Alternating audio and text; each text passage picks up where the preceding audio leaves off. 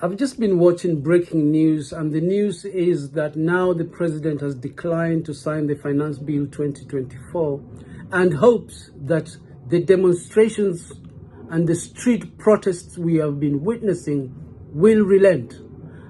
I want to disagree, and I'm doing this humbly as someone who has been an avid reader of politics and revolutions in Africa. The unprecedented Generation Z movement and the finance bill were just a trigger, but not the cause or the comprehensive cause of why we are seeing what we are witnessing in Kenya. I have about 5 reasons why what we've been witnessing in the streets of Kenya is about state capture. Since taking power, Ruto has systematically been getting rid of strong leadership around him, and that includes his own deputy. Ruto has been comfortable around the women caucus, like the G7, which even at one point he muted that his running mate in 2027 should be a woman. The president has been comfortable with weak leaders around him. And on the same point, to kill the opposition, the president has reduced opposition leaders who are international figures, who are national figures. He has relegated them to be on the league of people like Kimani Ichung'wah on the NADCOM case. That is in a strategy to kill the opposition. My second point is suspending the constitution. The president, who has been reiterating about constitutionalism and the rule of law, was today in a press briefing correcting the egregious violation of the constitution yesterday as the commander-in-chief deploying the KDF without the approval of the parliament.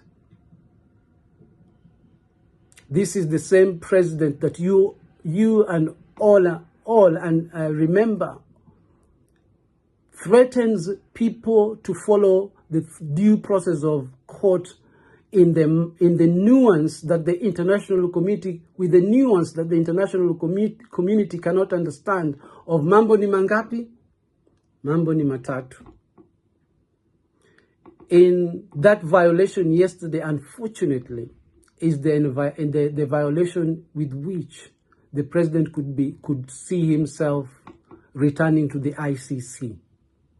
Because when Dak fell yesterday, if the WhatsApp videos that have gone viral about the bloodletting and the senseless killing and the massacre of the civilian fits the international law of the article that Benjamin Netanyahu is being charged with at the ICC for directing the killing and the attack of civilians, which was done yesterday by the police and the KDF that were deployed yesterday. In my point number 4, that even on this Finance Bill 2024 and Finance Bill 2023, stakeholders have been on mainstream media. Stakeholders in the discussion of this finance bill have stated that there are interests that are catered for in these bills that are being crafted from the parliament, and the beneficiaries of the cartels that are benefiting from these bills are known. You name the housing levy, the beneficiary of the affordable housings that are going to be built are known and have been seen publicly with the president, even in suggesting that the president should be in power for 25 years.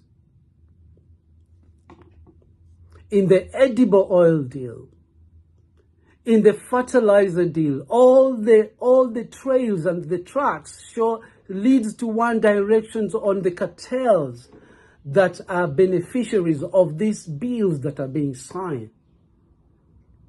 But last but not least in my point is the egregious violations that has made Kenya cross the Rubicon, and that is the disrespecting and the sanctity of the places of worship. Yesterday, at All Saints Cathedral, where over 2,000 protesters and demonstrators sought refuge, was violated by the forces that were on duty. The evidence to which, if you go to All Saints Cathedral, you will see live bullet marks on the buildings. This is the end of Ruto. Thank you.